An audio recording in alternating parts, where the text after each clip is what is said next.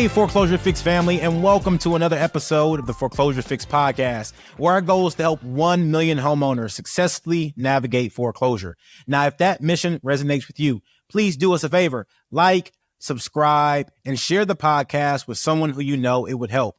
Or check out a copy of our new book, The Foreclosure Fix, 12 Proven Steps to Beat the Bank, Escape Foreclosure, and Turn Your Property into a Profitable Asset at our website at www.theforeclosurefix.com or wherever books are sold. I'm DJ Olojo, and I am so very excited about our podcast today. The reason why is because I have Atlanta legend with me when it comes to real estate investing and foreclosure.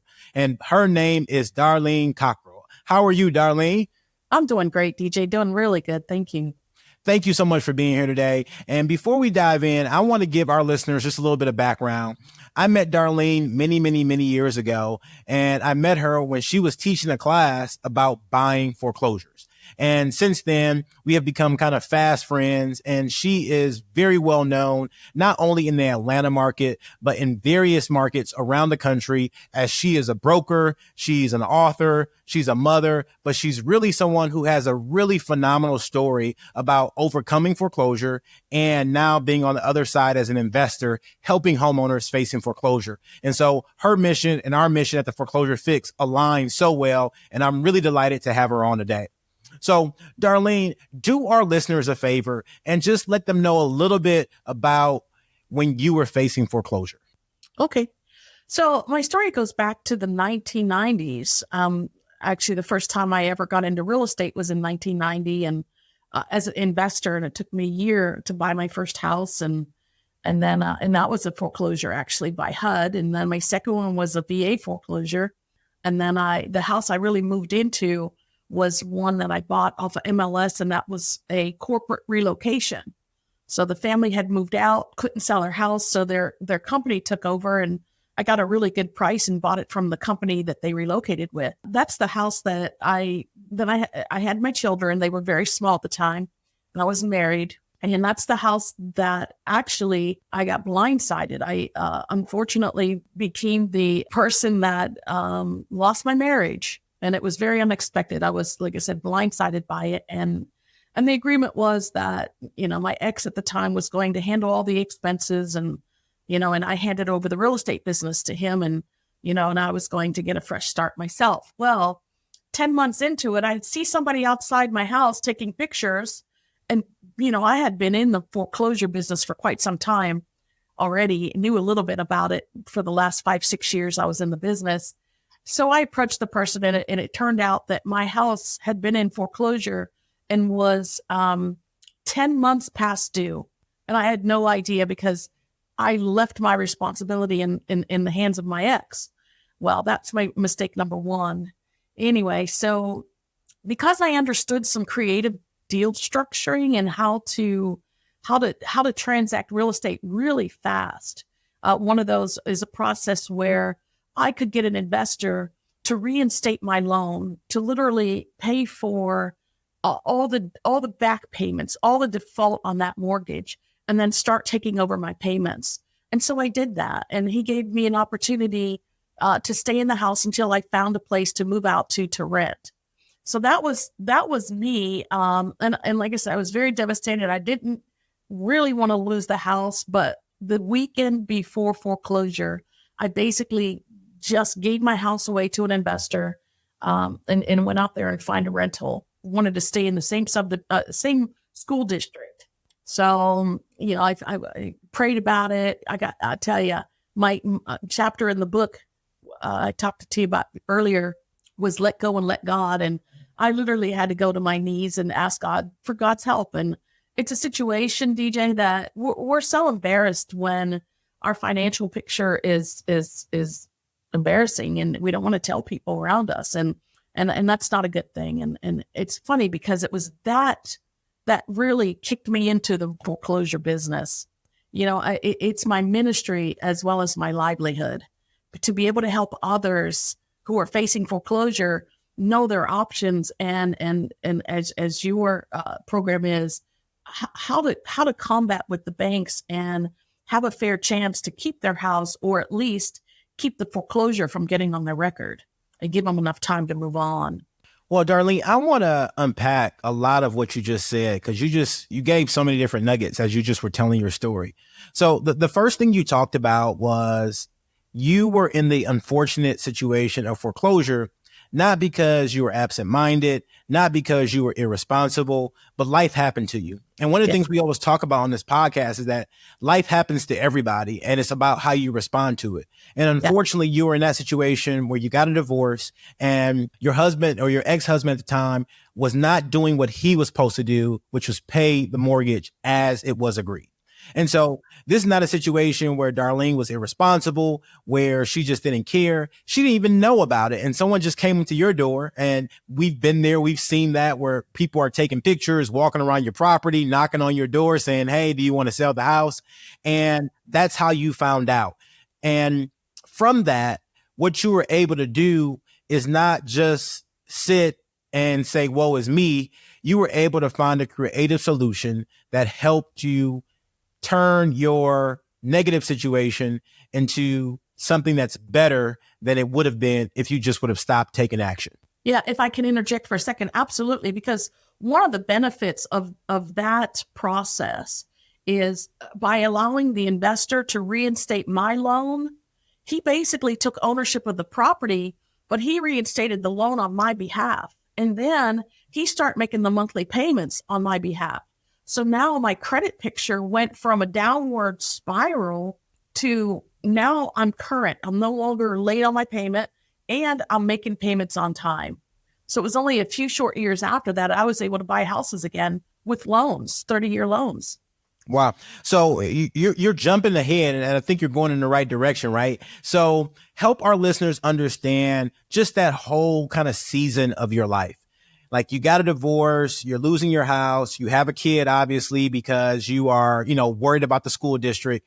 Help our listeners understand kind of what you did in that season of life just to kind of maintain, like just to not stick your head in the sand and say, woe is me. Oh, yeah, absolutely. And it's devastating. Like I said, we were the last couple I thought would ever get a divorce, and yet it happened. And I had lived in Georgia for only 6 months when I met my ex, and we started dating and got married in less than 6 months. And this is 12 years later. So 12 years later, I was a Mrs.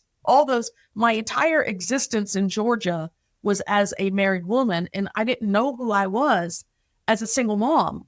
And so that was, like I said, to say devastating. We were in Gwinnett County schools and Brookwood, great school system. That was the main thing. I did not want my children to have to leave that school district. So I ended up, there was a community church next to my neighborhood. I went over there for counseling and prayer. And I went to the YMCA one night. This is funny. I totally off subject actually, but went to the YMCA one night. And then there was a brochure up front that said, Pastor Mark would be teaching in the book of Romans. And it went on to talk a little bit about the book of Romans. And I was like, okay, I'm there. And he literally was going to lead that at the church, at the YMCA, and threw it in my back seat, with my workout clothes and such, and didn't pick it up until the day before the event was supposed to happen. I was like, oh my God, I totally forgot about this. So I went there, and honestly, God got a hold of me. And the issue is, I'm a very strong woman. I come from up north, and I've always been independent, and I've always been able to figure things out on my own. And what happened in this case, when you get to that place where it was a little bit outside of my ability, the financial ability to recover, because we had been self-employed all this time. And because of the circumstances, I could not be in the business with my ex anymore. So I gave over all the properties in lieu of paying the living expenses. Didn't happen. So I had to go on my business to find, for the first time in 10 years, I went and worked part-time for a RE/MAX agent. And I worked that in between. I had to get permissive transfer for my girls to be in the Brookwood schools. So I had to drive. One was in elementary, one was in middle school. So everything in my life, DJ, was to coordinate with their lives. I had to drop one off at one school in the morning, another time the other one, work in between, and then come and pick the first one up, pick the second one up. And that went on for several years. And as I worked that part-time job, struggling, that's how I got back on my feet. And I got into the foreclosure business there. Again, it was just, I had, from that time meeting Pastor Mark, I started going to that church that he was pastoring. And he taught the Bible chapter by chapter, verse by verse. And God, like I said, God got a hold of me, but I had to fall to my knees. The Bible says you have to lose your life to find it. And I lost everything I knew in order to gain an amazing relationship with God. And in that relationship, I could hear from God. And honestly, that's what helped me. It was a 10-year process. I mean, to get my life back on track, it was 10 years. From the time of the separation until 2 or 3 years later, I could not watch secular TV.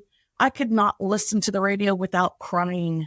It was almost as if somebody had died, a loved one had died, and it was just a separation and divorce. But that's how all in I was in my life. And I had to start brand new. So that was...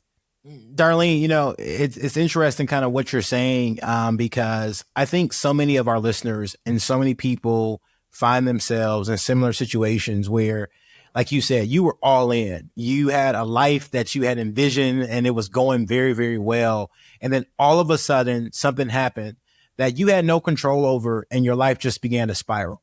Yeah. And the thing that you mentioned, like it was a 10-year process.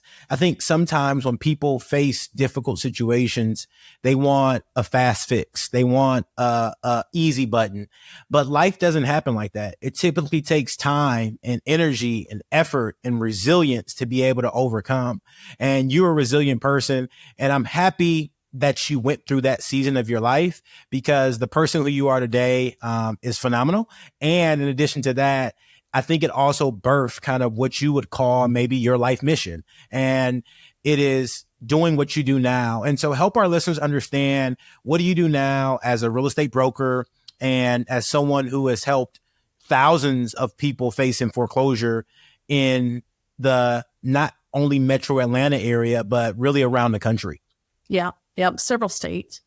So for at least, I would say now it's been about the last 25 years that in my business model, we purposely reach out to folks that we know where the banks are trying to foreclose on them.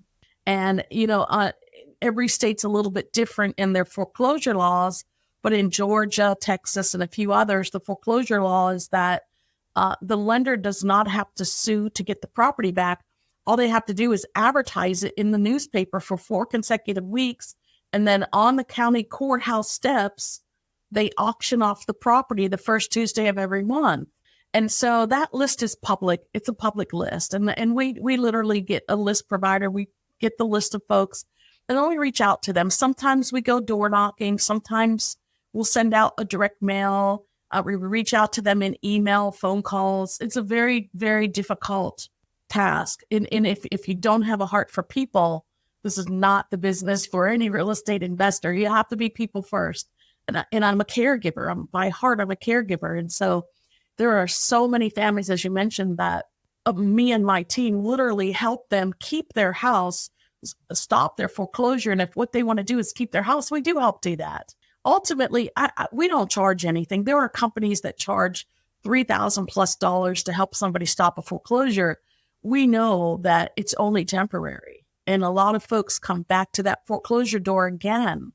So what we do is we try to get on the phone with them and their lender. We try to help them understand, I literally say, I am proof that there is life on the other side. If you're losing the roof over your head, you're in a really bad place. You know what I mean? That's the last thing you let go is your house that you live in. So my team, we're very sensitive to what people are going through. And typically we start with, what's your situation? Tell me what happened. And what do you want to have happen? That's how we approach every phone call when we're talking to somebody or in person that's in that situation of pre-foreclosure. And that's where we start. And from there, there's so many different avenues for them to take. And one good thing about the government intervention because of COVID is at least, there was a good 3 years where the government prevented the lenders from foreclosing. They put a moratorium on it. And believe it or not, in 2024, where we are now, there's another moratorium just on VA foreclosures for the next several months. So the lender with the VA loan is not allowed to foreclose right now. But what happens is time is against a borrower or a family that's facing foreclosure, because in Georgia, once it gets to that point that the lender says we're foreclosing, there's less than 30 days to go. And an FHA guideline says that allows the lender to require a minimum of 37 days. They don't take into consideration Georgia law allows them to foreclose in 30 days. So it doesn't help. And there are a lot of things families can do. And, we try to help them reach their goal. And, sometimes I'll ask, do you know, are you going to move? Do you know where you're going to move to? Sometimes we'll help people, DJ. We'll literally help them pack, sell goods if they want to sell some of their items. We help them put stuff in storage at times. If they have to get out, but they don't know where they're going, sometimes we'll pay as much as 2 months extended stay for them. And then, it's enough just to try to help them get on their feet, at least give them some money at closing. That's when we do buy the house. So sometimes we'll take an option to buy the house in the future if they know that they want to get out, but they're not ready right now. So there's just so many things to do rather than let the lender foreclose and take the house away. Well, you hit on a couple of things that I want to get more clarity on so our listeners fully understand. One, you talked about when you reach out to folks facing foreclosure, sometimes you're door knocking, sometimes you're emailing. If someone is facing foreclosure and they are thinking about selling their house, as one, a real estate agent, but then also an investor, or I should say a real estate broker, then also an investor, what information should somebody have ready and available as they're going through that process? What is helpful to them when they're facing foreclosure to be able to expedite the sales process? Right. Very good. I do want to say that, and we could say it later too. I have a web form on my website. If they go to darstopsforeclosures.com, that's Dar short for Darlene, DAR, darstopsforeclosures.com, scroll down and click on Stop Foreclosure. There's an entire list of questions. If they're ready for help, if they're absolutely ready for help, it doesn't mean they have to sell their house. Doesn't mean they have to get out. Just basically ready for help. And the sooner the better. If they're going to get a series of letters this month for an auction, a foreclosure a couple months from now. If they do nothing, another month passes. In that second month, when they get those letters from the lender and the foreclosing attorney, they only have 30 days left, or less than 30 days, depending on the mail. So it's very important that they do it sooner than later. And there's a couple things that happen. One, like you said earlier, we bury our head in the sand. We just think it's going to go away. It's been going on for so long. Maybe the government will step in again. Maybe I can tell my sob story to the lender and they'll just go ahead and be nice and stop the foreclosure. Time is against us. I have to say that again, So the main thing is talking to the lender. Communication is key. And we do the same thing in our property management with our rentals or with people we're working with in foreclosure. If somebody can't pay their bill, communication is key. And the lenders, we have a bad taste in our mouth, and we have an idea that the lender's not going to work with us. And a lot of times they won't. But this is what I do day in, day out, week in, week out. And I know how to build a workflow of questions. So if we say this to the lender and they say that, then we're going to go over here and go with this series of questions. For example, we say, can you just go ahead and give me another 30 days? If they say no, I got to get, in bare minimum, but your question is, what are the steps? I have to get a reinstatement. So you want to order a reinstatement as quick as possible, good through. And I usually tell my team to order it good through the end of next month, whatever next month is. If there's a foreclosure, sometimes the lender will say, I can't take it that far, but I can take it to the foreclosure date. That's fine. Send me in writing. And they're going to tell you it may take 7 to 10 business days in snail mail, U.S. mail. Let them go ahead and send it, but also tell them you want it in email and or fax. So we have an electronic fax we make available to folks. They need to get that reinstatement amount as soon as possible. They also need to order a payoff amount as soon as possible. Once again, good through, you have to have a good through date. So typically I suggest asking good through the end of next month. That's typically what I say to ask for. Once you have those, now you're ready to figure out the solution, right? And then know what your solution is. What is it you want to have happen? Do you just want to wash your hands, get the foreclosure off your record? Do you want to keep your house and get a loan modification, a workout program? The next thing is to ask your lender. So the 3 questions: reinstatement, payoff, and what's your workout process?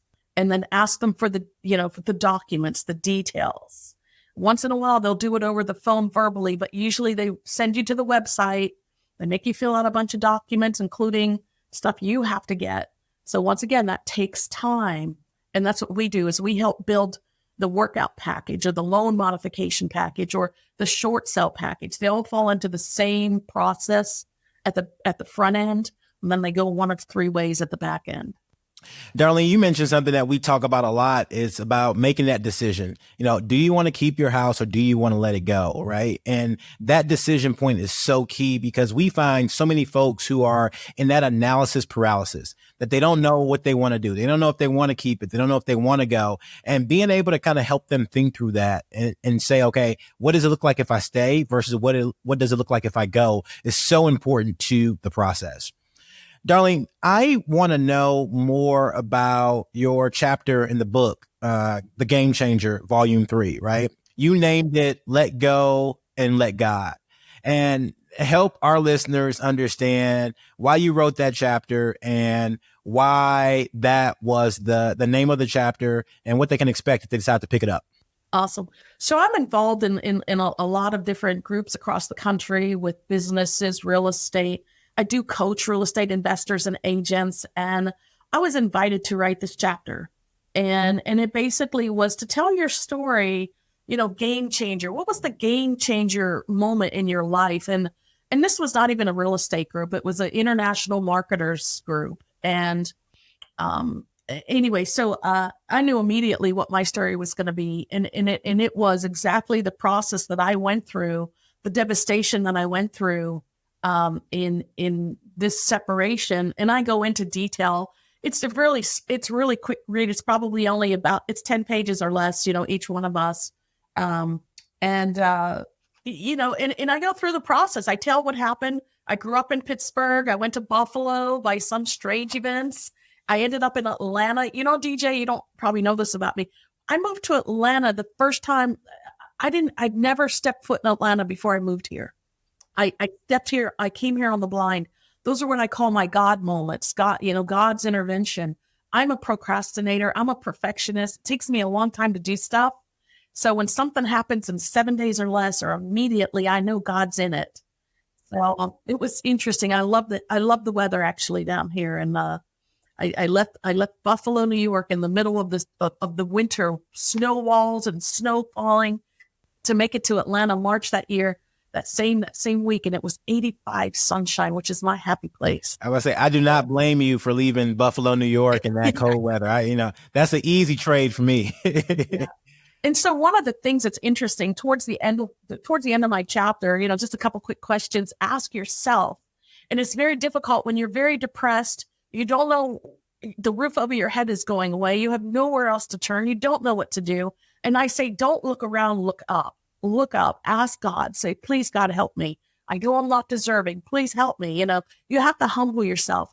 But then you have to get to this place. You ask yourself, what will I do today that makes me happy? What will I do today that makes me successful? What will I do today that makes a difference in other people's lives? And what will I do today to live the dream that I've always dreamed of? Things like that. And that mindset, it's all about mindset, as you know, and that's how does the person get out of the dungeon mindset into the sunshine and happy place? And that's tough on your own. From a religious perspective, we know that Satan wants people to be isolated, and it's the opposite. You have to reach out, and you have to let your neighbors know, let your church know, let your family know, let God know that he's there and he can help. I know sometimes people don't believe in God and don't want to share, but that's what got me there. I mean, and that's why I wrote that, because hindsight showed me back to how I got through it. I already had the tools. Most people you're talking to don't have the tools. I had the tools. I knew how to do it. I just had to take one step in front of the other and get it done, to get that investor to help me with the solution I was looking for. He didn't want me to stay in the house. And I ended up paying him $700 a month rent, which is a very discounted rent. But I paid him $700 a month for like 6 months. And that was part of the agreement. He got a lot of equity in my house. I walked away from my equity, but I got a new start in life. And that was what was so important. I did not want to lose that house, DJ. I did not want to give it up. But when I finally realized that there's more than just worrying about staying in that house, I was thinking, oh my gosh, my poor girls, this is the only house they knew. So it's stinking thinking that you have to learn how to change, and we can't do it by ourselves. No, not at all. And I know that our research shows that foreclosure is not just traumatic for the person facing foreclosure, but for the whole family, right? And I think it's so important that you mentioned that, like, you were so focused on just, what your girls thought and what they were going through, that it made you not even think about the equity. It was just about, hey, what do I do to keep the house?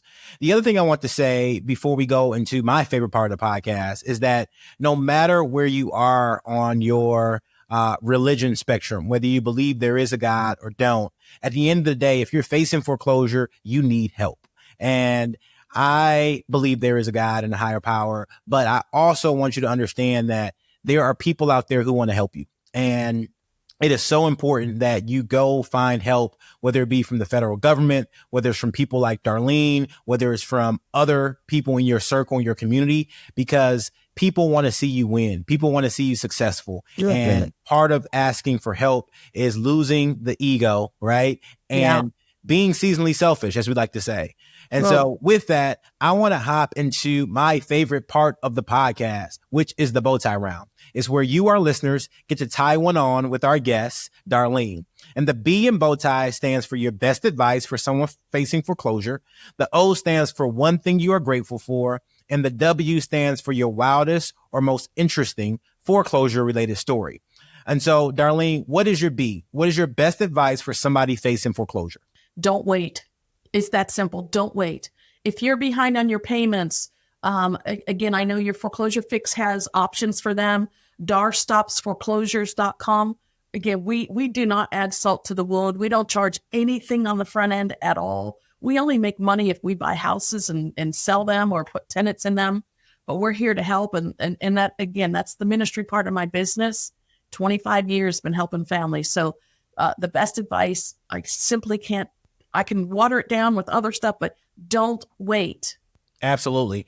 The O, one thing you are grateful for. Ooh, one thing I'm grateful for, I just have to say, my relationship with God. I had no idea that when I was married, I was learning and being the best Christian wife that I could be. Little did I know that our relationship was off track. My relationship with God was off track. My relationship with our marriage with God was off track. And so I was so thankful that one of the things I put in the book is through adversity, change happens. That means revolution. Sometimes it has to be a fight. It has to be a battle.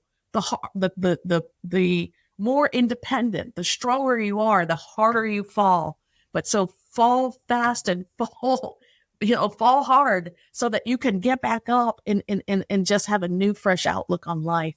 Very true. Your wildest or most interesting foreclosure related story?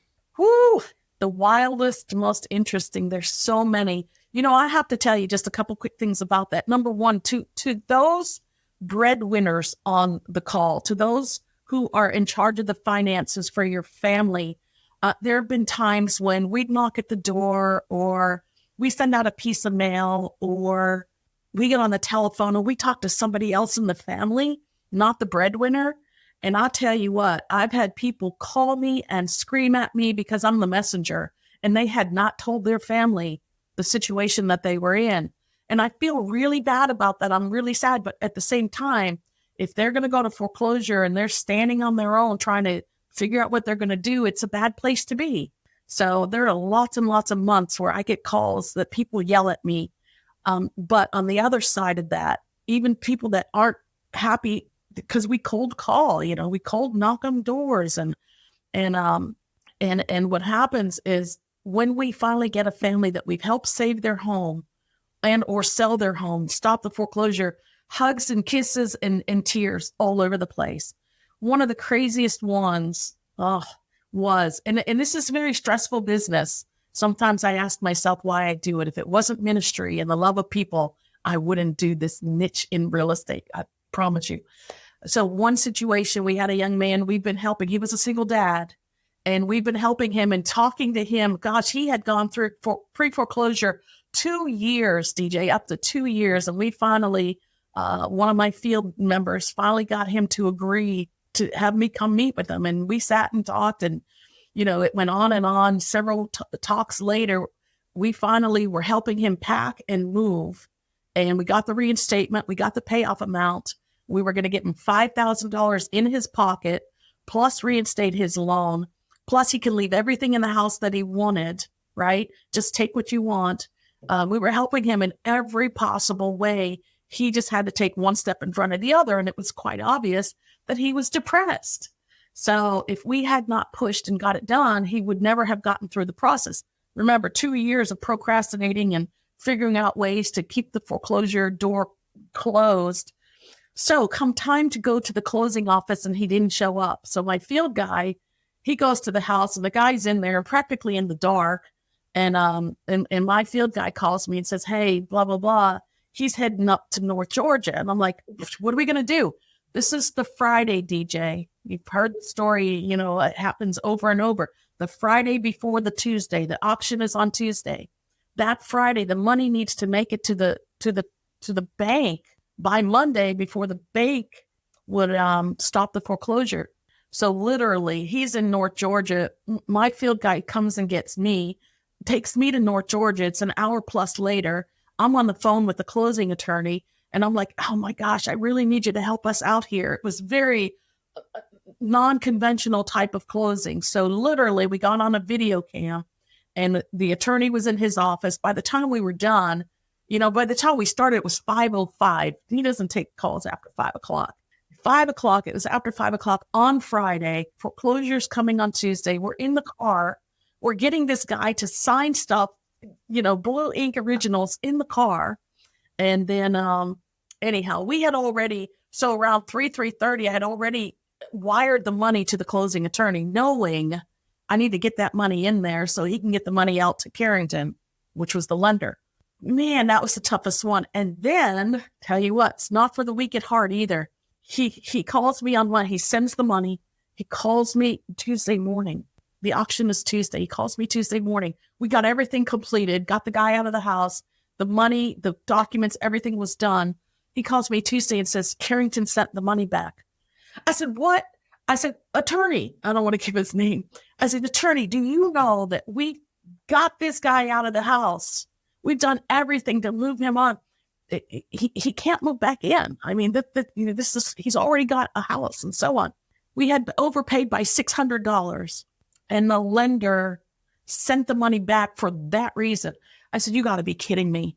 We know in foreclosure, if you don't send enough money, they don't take anything but everything when you're in default. You have to send everything they require, or they don't take $1. We sent too much, and they had the nerve to say, we're going to foreclose anyway. Our attorney fixed it, but that was absolutely ridiculous. Let me go back and say, what'd you ask me before? What was the best advice I can give? Don't wait. You don't know what tomorrow brings. You don't know what's going to happen. We have a bank crash and you can't wire funds. You never know. And Darlene, I already knew about your excitement. I already knew about your passion because I've had the opportunity to kind of sit and sip coffee with you and have discussions. But I'm so happy our listeners got a chance to kind of hear your passion, your story. And I appreciate you coming on the Foreclosure Fix podcast, and welcome to the Foreclosure Fix family. You are definitely a treasured member, and you're like my auntie, So from that perspective, Darlene, let our listeners know one more time how they can get in contact with you, how they can follow your journey, or how they can reach out.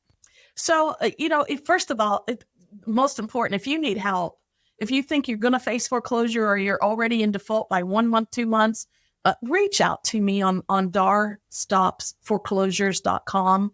And foreclosures has an E, FORE, foreclosures.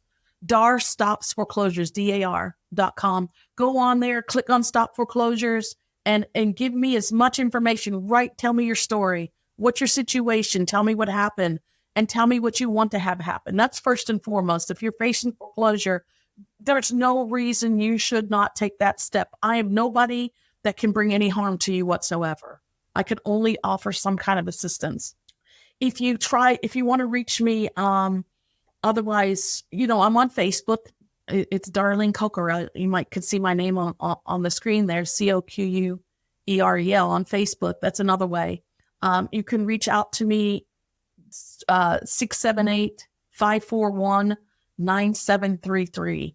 That's my brokerage office. Holly is one of my best agents. Either she or I or Kelly may pick up the phone. You just let her know, hey, I saw Darlene on a podcast and I need to talk to her. And Holly works with me. Oh my goodness, that woman is the short sale specialist. So if we need to get a short sale done, we hand it over to Holly and let her help us through it.